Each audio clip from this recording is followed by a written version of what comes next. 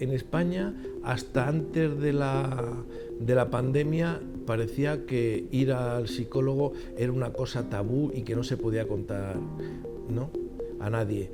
Este tabú parece que ha desaparecido, gracias a Dios, en los últimos meses, y entonces las personas sí pueden ir al psicólogo, a nuestras consultas, y sí pueden decírselo a los demás compañeros y, por supuesto, a los padres.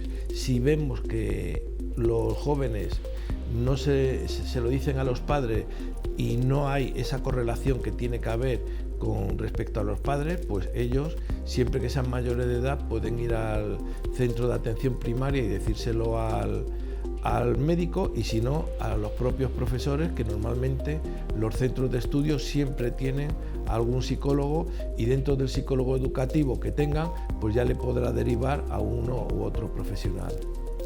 Normalmente, cuando la gente viene a consulta de psicología, ya ha pasado por varios profesionales. Normalmente siempre han pasado por el médico de atención primaria, y el médico, pues lo normal es que mande medicinas. Las medicinas que se suelen mandar para la ansiedad son las benzodiazepinas, el típico Lexatin, Transilium, Tranquimacin.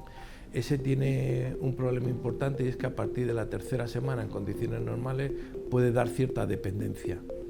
Entonces, o hay que subir la dosis, o la persona toma la medicación pero no le hace el efecto oportuno.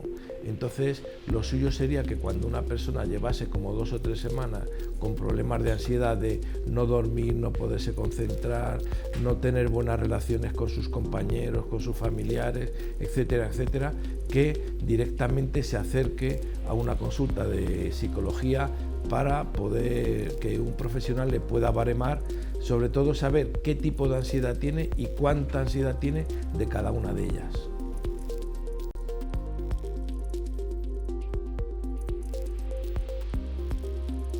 La ansiedad, sobre todo los picos de ansiedad, tenemos que saber gestionarlo. Ansiedad tiene todo el mundo. Los psicólogos tenemos ansiedad.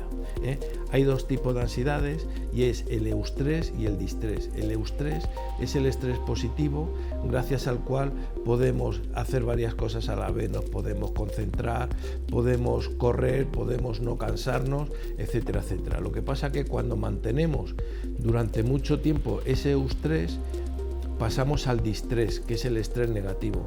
A partir de ahí ya la persona no duerme, no sabe relacionarse, no se enfoca, etcétera, etcétera.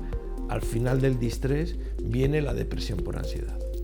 Yo tengo una consulta que el 70% de mis pacientes son opositores.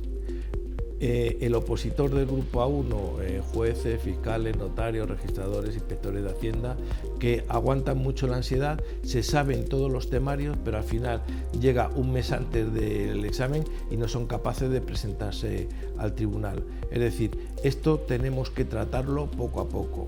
La ansiedad es soportable y es llevadera, siempre que tengamos una cosa que se llama en psicología psicoeducación. Es decir, tenemos que saber qué ansiedad tenemos, dentro de los tipos de ansiedad, qué tanto por ciento tenemos de cada una de las ansiedades, y sobre todo saber qué ejercicios tenemos que hacer para mantener esa ansiedad, porque recuerdo que habíamos comentado hace poco tiempo que la ansiedad, cuando es eustrés, es estrés positivo, y nos va a ayudar en esta vida a estudiar mejor, a trabajar mejor, a concentrarnos, a expandirnos a nivel profesional y a nivel personal. Sin embargo, si esa ansiedad no sabemos controlarla, llegaremos al distrés, y a partir de ahí vendrán los problemas mentales.